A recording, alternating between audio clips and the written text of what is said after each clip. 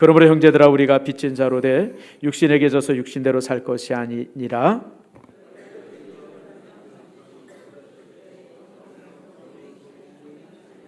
모두 하나님의 영으로 인도함을 받는 사람은 곧 하나님의 아들이라.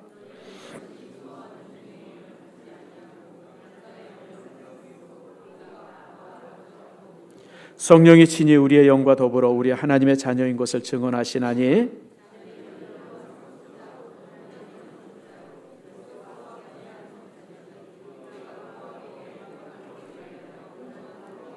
함께 읽습니다. 생각하건대 현재의 고난은 장차 우리에게 나타날 영광과 비교할 수 없도다. 아멘. 기도합니다. 하나님 감사합니다.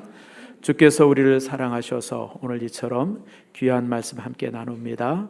주님 축복하시고 주님이 주시는 은혜 안에서 또 이제 잘 우리가 나누어질 수 있도록 복을 내리워 주시옵소서. 특별히 우리 선교지에 참 이렇게 사역을 아름답게 하는 모습을 봅니다.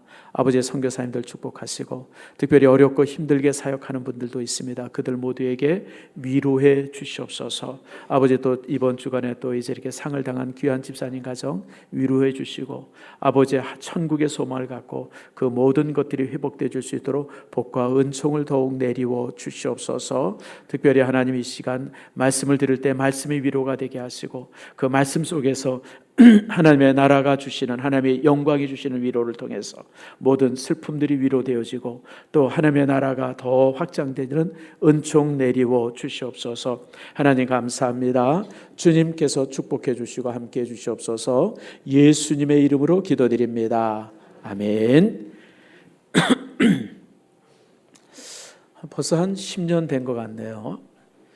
제가 이제 영화를 텔레비에서 한번 봤어요. 명절날마다 이렇게 텔레비에서 영화해 주지 않습니까? 근데 영화 제목이 뭐냐면 똥개예요. 제목이. 그래서 아니 무슨 영화 제목에 똥개가 있나? 그래서 이제 이렇게 봤는데 주연을 누가 아니면 정우성이라고 하는 아주 잘생긴 배우 아닙니까? 정우성이라고 하는 아주 잘생긴 배우인데 그 사람이 이제 영화 주연을 하는데 제목이 똥개더라고요. 근데 내용을 이렇게 보니까 거기 주인공이 이름이 똥개예요. 별명인지 이름인지 모르는데 아무튼 똥개인데 이름만 똥개가 아니라 인생도 똥개예요. 가장 개차반이야. 매일 사고치고 아버지한테 그냥 버럭버럭 대들고 유치장을 그냥 지집 드나들듯이 지나다니고 그러니까 동네 양아치예요. 동네 쓰레기 같은 삶. 그래서 제가 참 그 영화를 보면서 그런 생각을 해봤어요. 야, 이름이 똥개라서 똥개처럼 사나? 아니면 똥개처럼 사니까 사람들이 똥개라고 이름을 붙여줬나? 전반일 것 같아요? 후반일 것 같아요? 제가 보니까 후반일 것 같아요. 세상에 아들 이름을 똥개라고 줘주는 사람이 어디 있겠어요? 근데 인생이 그냥 똥개같이 사니까 주변 사람들이 이제 똥개라고 이제 이름을 이렇게 붙인 이제 그런 내용의 영화인데 스토리는 잘 모르겠어요. 잠깐 보다 말았는데 참 그렇더라고요.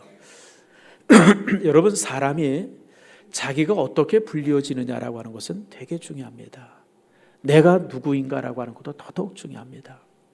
똥개처럼 불려지는 사람은 똥개처럼 살 수밖에 없어요. 그렇잖아요, 여러분들. 그러나 여러분 소중한 이름으로 불려지는 사람들은 또 자기 이름값을 하게 되어집니다. 그래서 여러분 자녀들에게도 이름을 붙여줄 때 정말 아주 귀하게 붙여줘야 되고요. 또 그래야 돼요. 또 우리 자신도 마찬가지예요. 내가 누구인가라고 하는 것이 되게 중요합니다. 사람을 어떻게 보느냐라고 하는 게 되게 중요해요. 전에 한번 홀로코스트라고 하는 영화 벌써 한 20년 가까이 됐네요. 독일 사람들이 유대인을 죽이는 유대인을 학살하는 것을 이제 이렇게 5부작인가 6부작으로 만든 그 이제 영화인데 그 TV에서 이제 한 20여 년 전에 이렇게 했었어요. 홀로코스트라고 하는 것이 재앙이라는 뜻 아닙니까? 엄청난 재앙인데 거기 보면 그 독일 사람들이 유대인들을 죽이는데 무슨 바퀴벌레 죽이듯이 죽여요. 바퀴벌레 죽이듯이. 그냥 사람이 아니라 바퀴벌레예요. 그리고 나서 2차 전쟁이 끝나고 나서 그 사람들을 재판하는데 그렇게 이 유대인들을 죽였던 사람들 그 누구도 죄책감을 느끼질 않아요. 우리는 옳은 일 했다. 바른 일 했다. 인류를 위해서 우리처럼 참 선한 일을 한 사람이 어디 있냐. 유대인을 죽인 것은 정말 이게 심판받아야 될 일이 아니라 칭찬드려야 될 일이다. 막 그러면서 이 사람들이 이 재판석상에서 막 항의하고 막 그러는 장면이 영화 전체의 이제 내용들입니다. 참 여러분 상상이 안 가죠? 아니 어떻게 인간이 저렇게 많은 600만을 죽이고 나서 그것도 그냥 아무튼 뭐 파리 잡듯이 바퀴벌레 죽이듯이 그렇게 죽이고 나서 어떻게 사람들이 저렇게 떳떳할 수 있을까? 이유는 사상이에요. 생각이에요. 여러분 2차 대전을 일으켰던 그리고 이제 그 히틀러와 그 나치에 가지고 있었던 사상이 뭐냐면 우생학입니다. 우생학이 뭐냐면 진화론에서 나온 학문입니다. 진화론은 뭐냐면 인간은 이제 진화가 되어져. 그러니까 뭐 작은 미생물로부터 시작해가지고 아베마로 시작해서 그것이 점점 발전되어가지고 이제 원숭이가 되죠. 원숭이가 유인원 되고 그 유인원이 이제 인간이 되었다. 이게 이제 진화론 아닙니까? 근데 그렇게 된 인간들 속에서도 아주 좋은 인간이 있고 퇴화되는 인간이 있다. 이게 바로 우생학이에요. 그래서 퇴화되는 인간들은 인류 속에서 이렇게 다 제거시킬 때 인간들이 훨씬 더 좋은 인간이 되어진다. 이게 이제 우생학인데 이게 진화론에서 나왔어요. 그러니까 이 진화론 학자들, 그 우생학자들은 유대인들을 학살하는 것이 인류를 위해서 얼마나 좋은 일인지, 인류의 어떤 이 곰팡이 같은 인류 속에서 어떤 독을 가져다 주는 그런 인류들을 더 나쁘게 만드는 저런 그 인종들은 제거돼야만이 인류가 더 행복할 수 있다. 그래가지고 아무튼 이 유대인들을 그렇게 죽인 거예요. 생각이 얼마나 무서운지 몰라요, 여러분들. 우생학으로 무장이 되어지고 진화론으로 무장이 되어지니까요. 인간은 목적이 아니고 모든 인간은 수단에 불과해요. 어떤 목적을 이루기 위해서 아무리 많이 죽여도 조금도 양심의 거리낌이 없어요. 우리가 여러분 사회주의나 공산주의를 끔찍하게 싫어하는 이유가 바로 그래서 그래요. 여러분 사회주의나 공산주의도 동일하게 진화론에 기초하고 있어요. 그러니까 어떤 그 사회주의 국가를 만들고 공산주의 국가를 만들기 위해서 사람을 얼마를 죽인다라고 하는 것은 하등의 문제가 되지 않아요. 여러분 제가 종종 얘기하잖아요. 여러분 모태똥은요 그 공산주의 혁명을 이루기 위해서 여러분 몇 명을 죽이냐면 3천만을 죽여요. 문화혁명을 통해서. 여러분 말이 3천만이지. 여러분 3천만이 뭐 일본 사람들이 뭐 중국을 침략해가지고 남경 대학살을 했는데 30만을 죽였다 그래요. 그래가지고 지금 중국 사람들이 일본에 대해서 항의를 하는데 여러분 30만밖에 안 돼요. 여러분들 모태똥이 죽인 사람은 얼마예요? 300만도 아니고 3천만이에요. 여러분들. 근데 거기에다서는 조용해요. 그러니까 이 빨갱이들이 이렇게 무서운 거예요. 여러분들. 목적을 위해서 30만 죽인 건 그냥 침서봉대 아주 지금 난리를 치고 있고, 여러분 그 목적을 위해서 3천만 죽인 것에 대해서는 아무도 말하지 않아요. 여러분들. 스탈린도요.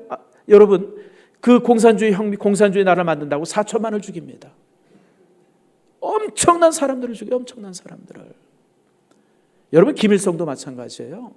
이 나라를 공산주의화한다고 해가지고 6.25 전쟁을 일어가지고 여러분 200만의 사람들이 희생이 됩니다. 6.25를 통해서 남북한 앞에서. 어떻게 용서가 될 수 있어요? 그래서 여러분 공산주의라고 하는 사람들이 우리가 끝까지 그들을 반대하는 이유는 딴 게 아니에요. 여러분들. 여러분 공산화되면요, 사회주의 국가 되어지면요, 여러분 그 목적을 위해서 이 나라 사람들, 뭐 우리 특별히 예수 믿는 사람들을 시작해가지고 엄청나게 학살당할 겁니다. 여러분들. 사실이 그랬고요. 여러분들. 6.25 일어나기 전에 여러분 북한에 있었던 교회 성도들이 얼마나 많이 죽습니까? 여러분들. 어떻게 죽었는지, 조만식 장로님 같으면 언제 죽었는지, 무덤이 어디 있는지도 아무도 모릅니다. 여러분들. 감옥에서 그냥 죽여가지고 갖다 버려놔가지고요. 여러분들. 그래서 여러분들 사실은 참 이 부분이 참 우리가 가지고 있는 이 사상이 아무리 교묘하게 포장이 되더라도 여러분들 사회주의나 공산주의자들 정말 우리가 조심스럽게 바라봐요. 뭐 그 사람들이 내세우는 아주 이런 건 아주 그럴싸해요. 무슨 뭐 사회 정의, 무슨 뭐 평등, 무슨 뭐 권리, 그건 다 여러분들 그냥 구호예요. 실제 그들이 가지고 있는 사상은 전혀 그런 게 아닙니다. 참 이런 가운데서 오늘 성경은 우리를 향해서 선언합니다. 따라합시다. 우리는 하나님의 자녀다. 우리 옆 사람과 얘기합시다. 당신은 하나님의 자녀입니다. 당신은 하나님의 딸입니다. 당신은 하나님의 아들입니다. 여러분, 이것만큼 감격스러운 말씀이 어디 있어요? 너는 성경을 읽다가 가장 가슴 뛰는 성경이 로마서 8장입니다. 로마서 8장에 보면 우리가 가져야 될 모든 말씀들, 우리가 가질 모든 소망들이 이 안에 있어요. 그리스도 안에 있는 우리들, 하나님의 영의 인도함을 받는 우리는 하나님의 자녀입니다. 우리가 이 땅에서 받는 모든 고통들은 잠시 지나가는 것이고 그 영광과 비교할 수 없습니다. 성령께서 우리의 연약함을 돌보기 위해서 우리를 그치없이 위해서 기도하십니다. 그리고 우리가 아무리 어렵고 힘들고 고통받고 심지어는 우리가 죄책감 때문에 막 버들버들 떨어도, 우리가 아무리 큰 죄를 져도 그리스도는 절대 우리를 놓지 않습니다. 이 위대한 말씀들이 로마서 8장에 다 기록이 되어 있어요. 그리고 오늘 우리가 읽은 로마서 이제 8장 15절 또 14절 말씀은 그 중에 최고의 말씀이기도 합니다. 그래서 여러분들 오늘 이 말씀을 가지고 우리가 이제 함께 여러분들과 말씀을 나누는 그런 시간을 갖습니다. 먼저 우리가 본문의 말씀에 위대한 선언을 보죠. 그건 뭐냐면 우리 모두가 하나님의 자녀라고 하는 겁니다. 하나님의 자녀다. 여러분, 예수님께서도 이 땅에 사시는 동안 항상 하나님을 부를 때 아바, 아버지라고 불렀어요. 따라합시다. 아빠, 아버지. 아빠라고 불렀어요. 아빠. 아빠라고 하는 말이 우리나라의 고어입니다. 우리나라 고어의 아버지를 아빠라고 부릅니다. 여러분들 아빠가 요 근래 생겨진 이름이 이게 명칭인다 생각하는데 여러분 아니에요. 여러분, 아빠는 아버지를 향해서 가장 친근하게 부르는 이 호칭이 아빠입니다. 이게 여러분 어디에 남아 있냐면 궁중에 지금 남아 있어요. 여러분 사극에 보면 왕자들이 아버지를 부를 때 뭐라고 불러요? 아바, 마마 그러죠. 그게 바로 아빠야, 아빠. 그래서 저는 우리 민족과 유대인들이 무슨 유사점이 있지 않나.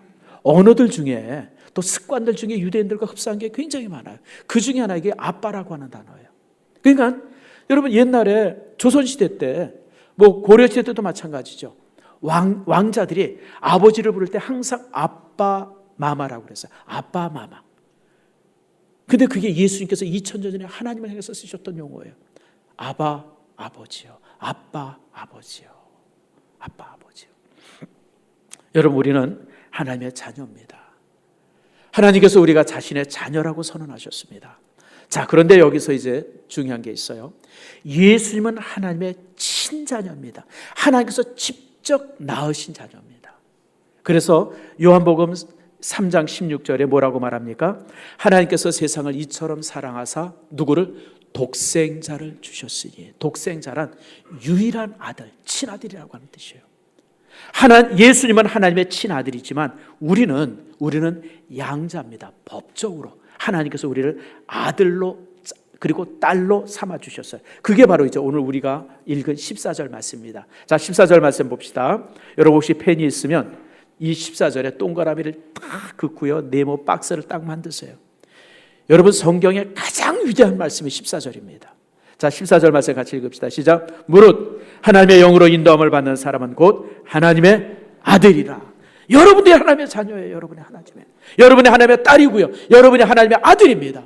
우리 모두가 하나님의 자녀가 되어지죠. 자, 근데 자녀인데 무슨 자녀냐면 15절에 이렇게 말합니다. 너희는 다시 무서워하는 종의 영을 받지 아니하고 양자의 영을 받았으므로 우리가 아빠, 아버지라고 부르짖느니라. 무슨 영이요? 양자의 영. 다시 말하면 우리는 하나님의 친자식은 아니지만 법적으로 양자가 되어졌다는 거예요. 자, 여러분, 양자와 친자가 법적으로 구별이 됩니까? 안 됩니까? 구별이 안 돼요, 여러분들. 양자는 친자와 동일한 법적 권리를 가지고 있어요. 제가 여름에 신문에서 읽었던 기사인데요. 저는 사실 영화는 되게 좋아합니다. 여러분이 알다시피 영화는 좋아하는데, 근데 제가 배우들은 별로 안 좋아해요. 특별히 영화 배우들 보면 그 삶이 아주 그냥 똥개 같잖아요. 근데 여러분, 미국의 영화 배우 중에서 굉장히 훌륭한 여자 배우가 있어요. 그게 누구냐면 안젤리나 졸리예요. 아시죠, 여러분? 브래드 피트랑 결혼했는데, 근데 내가 이 안젤리나 피트를 왜 좋아하냐면요, 이 안젤리나 졸리는 어디니? 브래드 피트랑 결혼해가지고 첫 자식을 뭘로 얻었냐면 양자로 얻었어요. 캄보디아 고아를 데려다가 자기 양자로 삼았습니다. 그리고 계속해서 양자를 삼아요. 그리고 자기 브래드 피트와 친자식도 낳습니다. 그래도 자녀가 6인가 7인가 아무튼 꽤 많아요, 여러분들. 애들이 줄줄이 그냥 아무튼 가족 사진 찍은 걸 봤더니 그냥 아무튼 뭐 그냥 포도나무 연근 것처럼 그렇게 애들이 많더라고요. 근데 그 아들이, 첫 아들 이름이 누구냐면 메덱스인데 걔가 지금 우리나라 연대에 입학해 있어요. 올 여름에 입학을 했는데 이 안젤리나 졸리가 자기 첫 아들이 입학하려는 학교를 직접 와본다고 아들이랑 우리나라를 왔어요. 와가지고 기숙사도 보고 학교도 보고 그러고 돌아갔어요. 여러분, 그런 인류 스타가 대한민국에 한번 온다 그러면 신문에 그냥 막 뻘겋게 되어지고 그리고 그냥 그러는데 몰래 왔다 갔어요. 혹시나 자기 때문에 아들이 그럴까 봐. 지금도 다니나 모르겠어요. 다니니? 여러분 참, 근데 더 놀라운 것은 안젤리나 졸리가 얼마 전에 선언을 했는데 뭐라고 선언했냐면 자기 전 재산을 큰아들에게 유산하겠습니다. 메덱스에게 전 재산을 유산하겠다는 거예요. 난 참, 아니 세상에 친자식도 있는데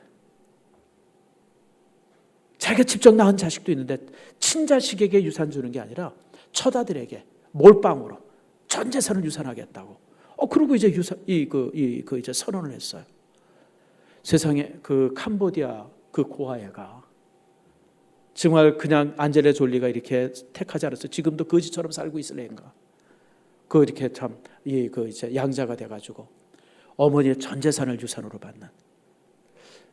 그런데 이제 얼마 전에 이혼했더라고요. 그 이제 브래드 피트 때문에 이제 이혼한 것 같아요. 근데 참 그 두 가지가 재밌어요.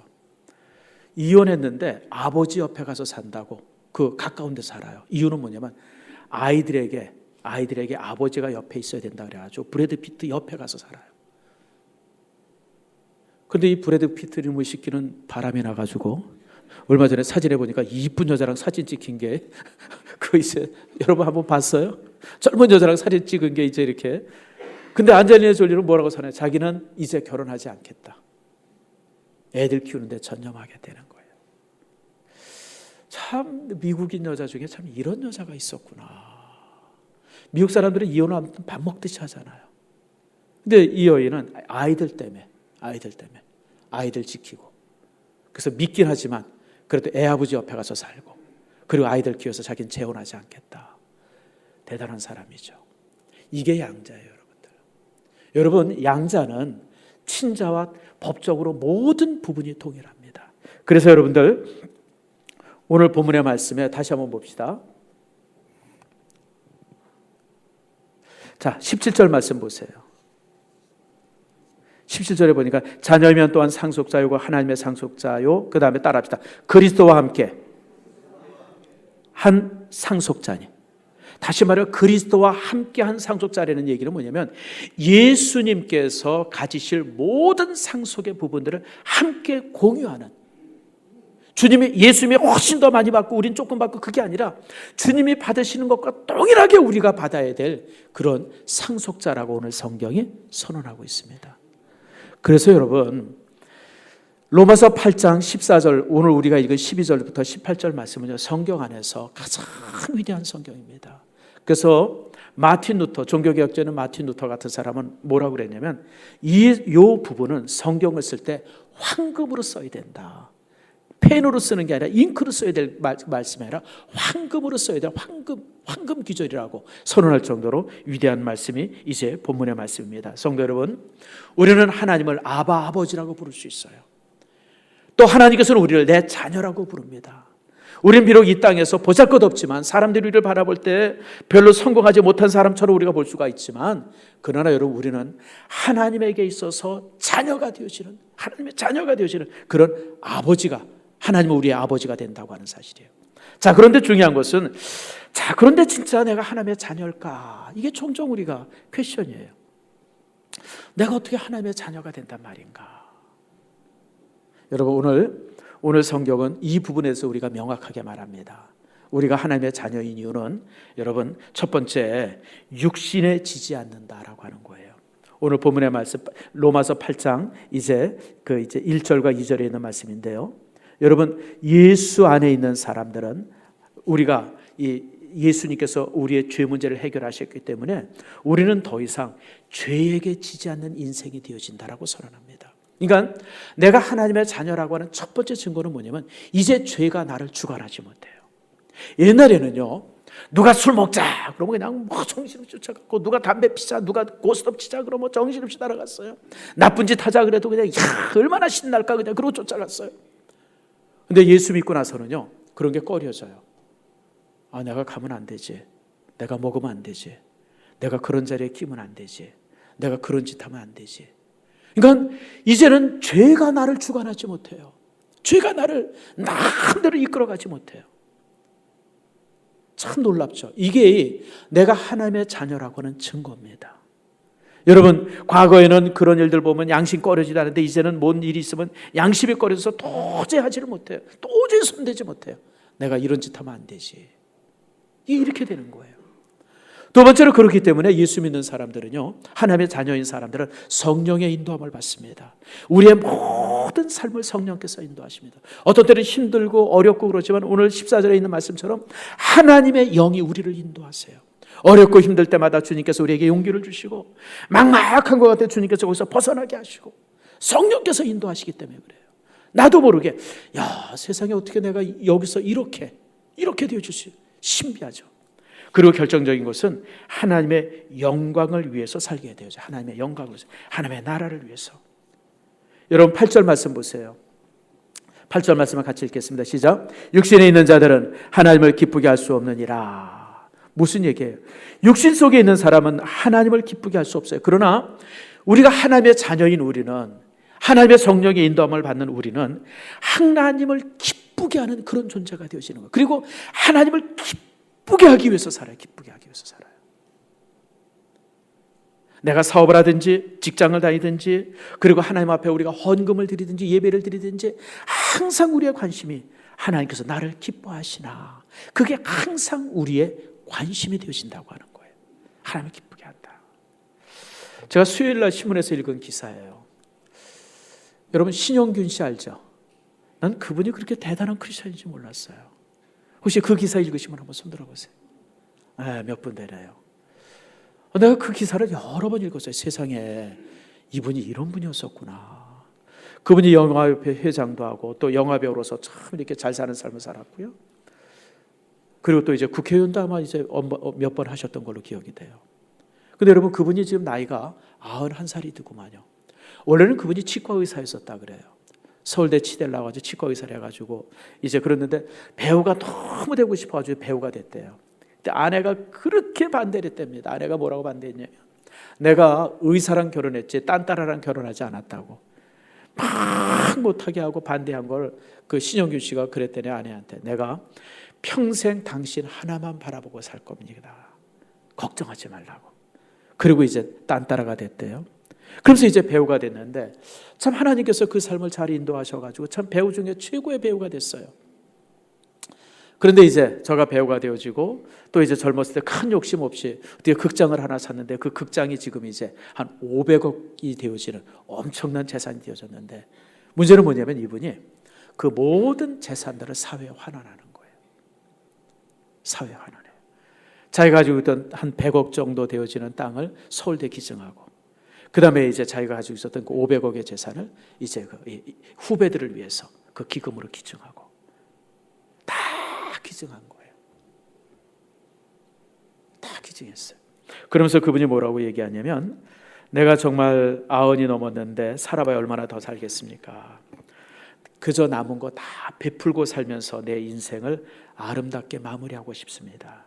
그리고 나중에 내 관 속에 자신의 관 속에 자기 성경을 보여주면서 이 낡은 가죽 성경 한 걸, 요것만 내 관에다 넣어주세요.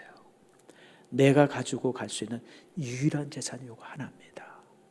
그걸 이제 옆에 있는 딸에게 이제 이렇게 얘기하면서 그러더래요.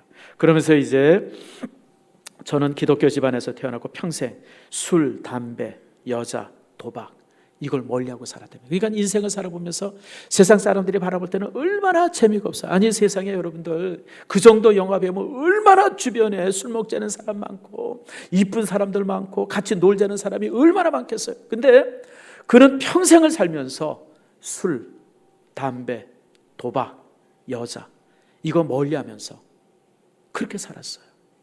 너무너무 재미없게 살았죠.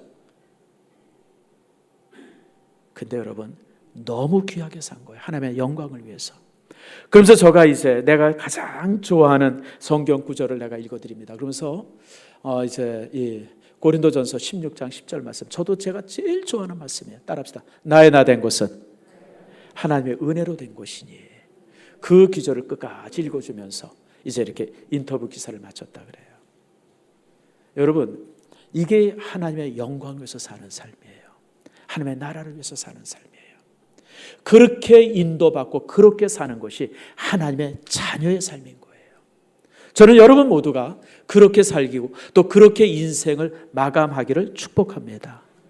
여러분, 자기가 전 재산 모았던 거 하나님 앞에 드리고, 그리고 자신의 전 인생이 하나님 보시기에 부끄럼 없이 살고, 그게 성령께 인도함 받은 삶이고요. 그게 하나님께서 인정하는 삶이죠. 여러분, 그 사람의 삶이 실패했습니까? 가장 성공한 삶이에요. 저는 인생에 있어서 그래서 저도 참 그 기사를 읽으면서 나도 마지막이 됐을 때 이렇게 마감할 수 있는 목사가 됐으면 좋겠다. 여러분, 그런 생각이 들어서 몇 번을 제가 더 읽어봤어요. 사랑하는 성도 여러분, 하나님께서 기쁘게, 하나님이 기뻐하는 그런 인생을 사는 여러분들 되어지기를 축복합니다. 그러면서 이제 근데 여러분, 이렇게 인생을 사는 것이 아무것도 없이 다 비어진 삶이에요? 아니에요, 여러분. 그렇게 살았기 때문에 하나님께서 그에게 위대한 것을 주셔요. 그게 바로 이제 다시 한번 읽는데 17절이에요. 자, 17절 말씀을 같이 한번 읽읍시다. 시작. 자녀이면 또한 상속자요 곧 하나님의 상속자요 그리스도와 함께한 상속자니 우리가 그와 함께 영광을 받기 위하여 고난도 함께 받아야 할 것이니라. 무슨 얘기냐면, 우리가 하나님의 영광을 위해서, 하나님의 나라를 위해서 우리가 이 땅에서 모든 것을 드려가면서, 모든 것을 우리가 베풀어가면서 하나님의 나라를 위해서 영광을 위해서 살아갈 때, 하나님께서는 우리에게 예수 그리스도께서 받으셨던 영광과 예수 그리스도께서 받으셨던 그 모든 그 축복을 우리에게도 동일하게 나눠주신다고 하는 거예요. 오늘 본문의 말씀에 주님께서, 그리스도께서 받으셨던 것을 우리 모두에게 주겠다고 주께서 약속하세요. 여러분, 이게 얼마나 놀라워요. 예수님께서는 자신이 받은 것을 성경에 기록하고 있습니다. 빌립보서 2장에 보면 하나님께서는 예수님에게 하늘과 땅의 모든 권세와 영광을 주셨다고 그랬어요. 이 땅에. 그리고 또 여러분, 우리가 잘 아는 로마서 28장 19절 말씀에 땅에 있는 모든 권세와 영광을 자신이 가지셨다고 말씀합니다. 그런 모든 것들을 하나님께서 우리에게도 동일하게 나눠주신다고. 그게 우리의 권리입니다. 우리가 하나님의 자녀로 살았을 때 하나님의 것에 대한 이 유산을, 영광을 우리에게 받아요. 특별히 여러분, 이 유산의 문제에 대해서 여러분 잠깐 말씀을 나눕니다. 우리는 보통 유산 그러면 돈만 생각해요. 아주 호로자식이에요. 그 호로자식 할 때 호자가 무슨 호자인지 아세요? 오랑캐 호자입니다. 오랑캐 호자. 오랑캐 자식이라는 뜻이에요. 영 그냥 아주 그냥 이제 또 홀 어머니 자식이다 뭐 그런 의미도 있지만, 그 어떤 호자가 그 오랑캐 호자라 그래요. 호로 자식. 근데 여러분, 우리가 부모로부터 받은 게 재산이 아니에요, 여러분들. 잘 기억하세요, 여러분들. 나는 부모한테 뭐 물려받은 것 없다. 여러분, 저도 옛날에 그런 생각을 좀 했는데, 여러분, 정말 잘못된 생각이에요. 우리가 부모로부터 받은 유산의 제일 첫 번째가 뭐냐면 따릅니다. 생명을 제가 장례식에 가서 항상 하는, 우리는 생명을 유산으로 받아서 생명을. 부모님이 주지 않았으면 여러분들 이 땅에 어떻게 살아요, 여러분들?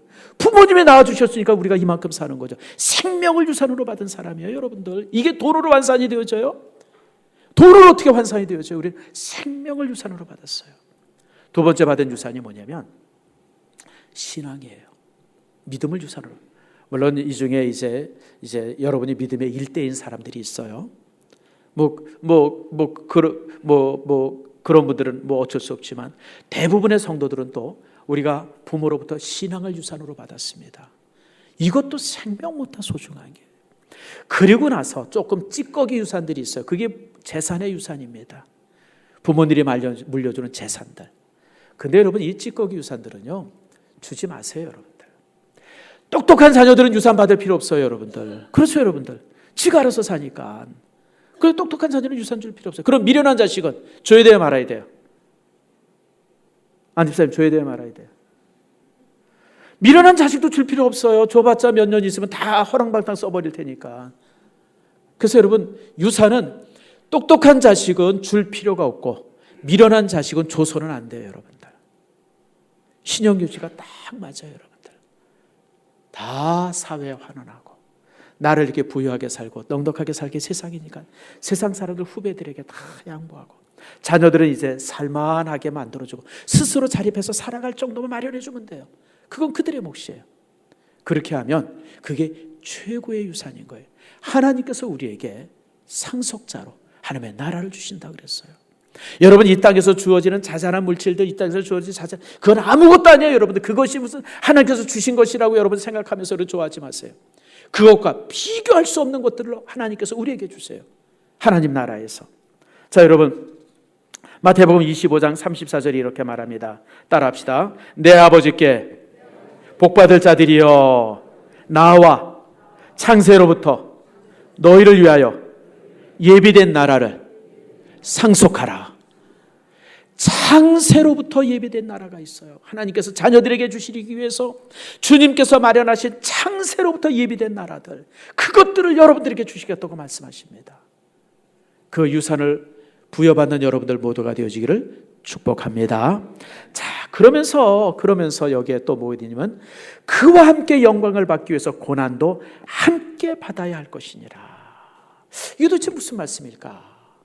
고난도 함께 받아야 된다는 게 뭘까? 아니, 영광을 주시면 됐지 왜 고난도 함께 주시나? 이게 뭐냐면요, 책임이에요. 자, 여러분, 삼성그룹의 회장의 아들, 부럽죠? 이재용 씨 부럽죠? 안 부러운 사람이 어디 있어요? 나는 근데 하나도 안 부러워요. 저 솔직하게, 제가 여러분 이거 꾸민 말이에요. 나는 하나도 안 부러워요. 왜 안 부럽냐면 삼성그룹을 유산으로 받았지만 그 삼성에 대한 책임도 함께 유산으로 받은 거예요. 이해가 되시죠? 우리는 삼성그룹을 유산으로 받았다고 그러면 단순히 재산만 유산으로 받았다고 생각하는데 여러분, 아니에요, 여러분. 이거는 머리 나쁜 사람들의 생각이에요. 내가 보니까 삼성그룹에 그 엄청난 재산을 유산으로 받았지만 삼성그룹이라고 하는 그룹의 책임도 함께 유산으로 받은 거예요. 그러니까 여러분, 일본이 올 여름에 한일 문제, 경제 문제 가지고 이렇게 하겠다 그러니까 이재용 씨가 그냥 그 다음 주에 바로 일본으로 건너가잖아요. 가가지고 그 수출 규제하겠다는 거 그 문제 가지고 막 일본 기업인들이랑 가서 상의하고 상담하고 막 이러고 오잖아요.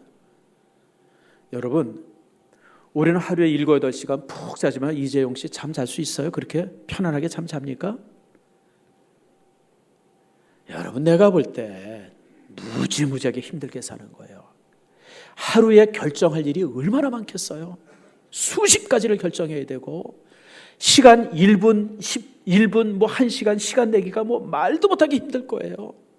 누구를 만난다, 누구를 어쩐다, 뭘 결정한다, 결제 서류가 이만큼씩 쌓일 거예요, 여러분들. 그 책임을 무슨 수로 다 감당해요? 그러니까 여러분, 유산으로 뭘 받았다고 하는 것은 그 유산은 단순히 내가 받은 것뿐 아니라 받은 것에 대한 책임도 함께 받은 거예요. 여러분, 우리가 하나님의 나라를 유산으로 받았잖아요. 다시 말하면 하나님의 나라에 대한 책임도 함께 유산으로 받은 거예요.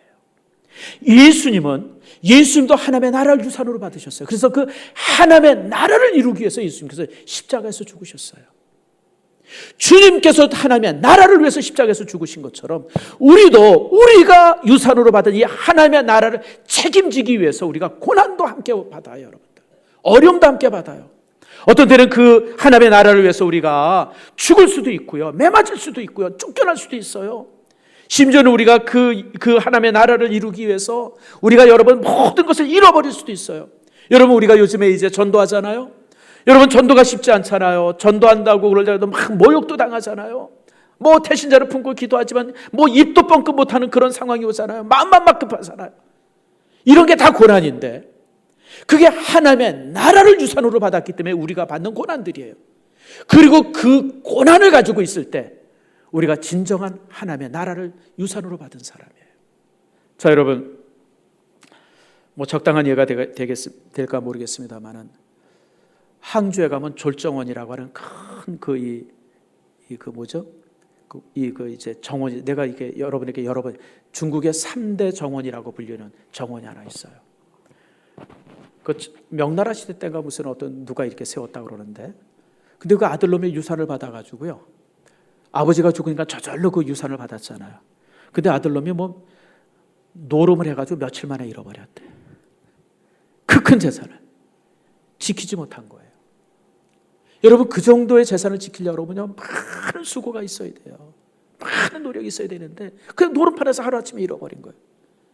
여러분, 우리가 하나님의 나라를 유산으로 받았으면 그 나라를 지키기 위해서, 하나님의 나라를 지키기 위해서 우리가 땀 흘리고 수고해야 돼요. 저절로 주어지는 게 어디 있어요, 여러분? 고난 없이 영광이 없는 거예요, 여러분들. 고난 없이 어떻게 영광이 있어요, 여러분들? 십자가 없이 어떻게 영광이 있습니까, 여러분들? 그래서 오늘 본문의 말씀에, 그렇기 때문에 우리가 하나님의 나라를 유산으로 받았기 때문에 그것을 지켜야 될 책임이 우리에게 있어. 그 책임 때문에 우리가 고난도 감수해요. 어려움도 감수해요. 심지어는 어때? 죽을 수도 있어요. 그런데 오늘 18절 말씀에 이렇게 말합니다. 18절 말씀을 같이 읽읍시다. 시작. 생각하건대 현재의 고난은 장차 우리에게 나타날 영광과 비교할 수 없도다. 현재의 고난, 다시 말하면 하나님의 나라를 위해서 당하는, 우리가 이 땅에서 당하는 여러 가지 어려움들, 힘듦, 그리고 어떤 그 모욕들, 그리고 어떤 매맞음들, 또 심지어는 순교까지 하는 사람들도 있는데, 그런 모든 고난들이 우리에게 나타날 영광과는 비교할 수 없다는 거예요. 사랑하는 성도 여러분, 하나님의 나라, 하나님의 자녀로서 하나님의 나라의 영광을 얻기를 원하십니까? 그러면요, 여러분들, 그냥 지금 이 모습이 돼서는 안 돼요. 그 하나님의 나라를 위해서 나를 희생할 수 있어야 돼요. 내가 시간도 희생하고, 내가 재능도 희생하고, 하나님의 나라를 위해서, 정말 내가 하나님의 나라를 위해서 물질도 희생하고, 심지어는 내가 생명도 희생할 수 있는 여러분들이 되어져야 돼요. 그래야 여러분들에게 하나님의 나라가 영광스럽게 유산되어지는 겁니다. 여러분, 하나님의 나라는 지키는 거예요. 하나님께서 내게 주셨는데 그것을 지켜야 돼요. 그 나라를 내가 붙들어야 돼요. 붙들기 위해서 여러 가지 고난들이 있는데 그런 고난들을 감수하세요. 그런데 그런 고난의 감수는요, 장차 나타날 영광과 비교할 수 없어요, 여러분들. 비교할 수 없어요. 그게 하나님의 나라의 영광입니다. 아무쪼록 여러분들이 하나님의 자녀로서 또 하나님의 나라의 영광을 아름답게 지키고, 또 그것에서 주어지는 영광들을 한 사람도 잃지 않는 여러분들 모두가 되어지기를 축복합니다.